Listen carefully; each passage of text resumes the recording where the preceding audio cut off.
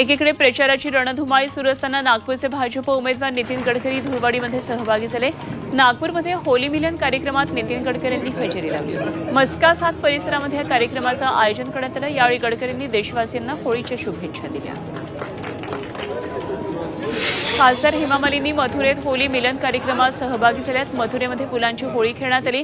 काही स्थानिक कलाकारांनी नृत्य सादर केलं। हेमा मालिनी यामध्ये नृत्य सादर केलं। हेमा मालिनी मथुरेतून भाजपचे उमेदवार आहेत।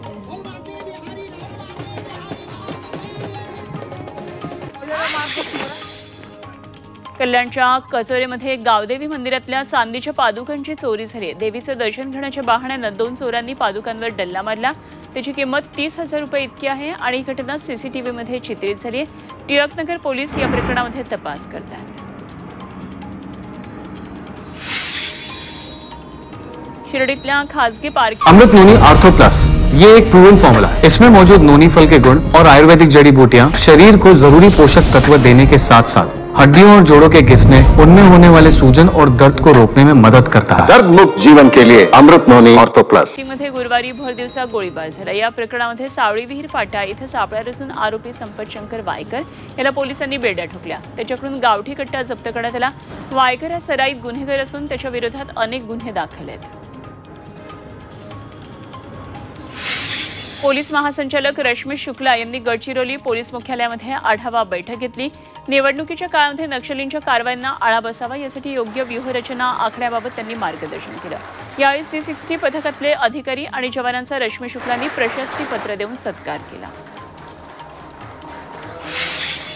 शहापूर तालुक्यातल्या डोळखाम परिसरात जंगलामध्ये भीषण आग लागली। यामध्ये शेकडो हेक्टर जंगल जळून खाक झालं।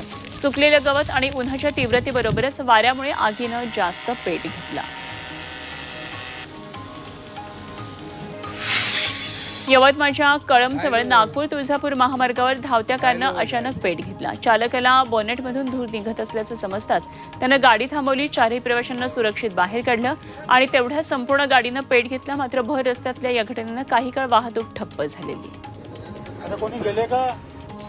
नाशिकच्या येवल्यातल्या धानोरी शिवारामध्ये भर दिवसा बिबट्या आढळला। पिंजरा लावण्यासाठी गेलेल्या वनाधिकाऱ्यानं बिबट्यानं हल्ला केला।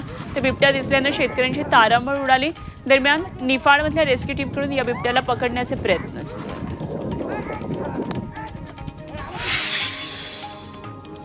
दिल्ली मद्य धोरण गैरव्यवहार प्रकरणात अटकेत असलेल्या अरविंद केजरीवालांच्या अडचणी वाढण्याची शक्यता आहे। केजरीवालांचा मुखवटा उतरवणार असल्याचा इशारा महाठग सुकेश चंद्रशेखर यांनी दिला। मनी लॉन्ड्रिंग प्रकरणामध्ये सुकेश तुरुंगामध्ये शिक्षा भोगतोय।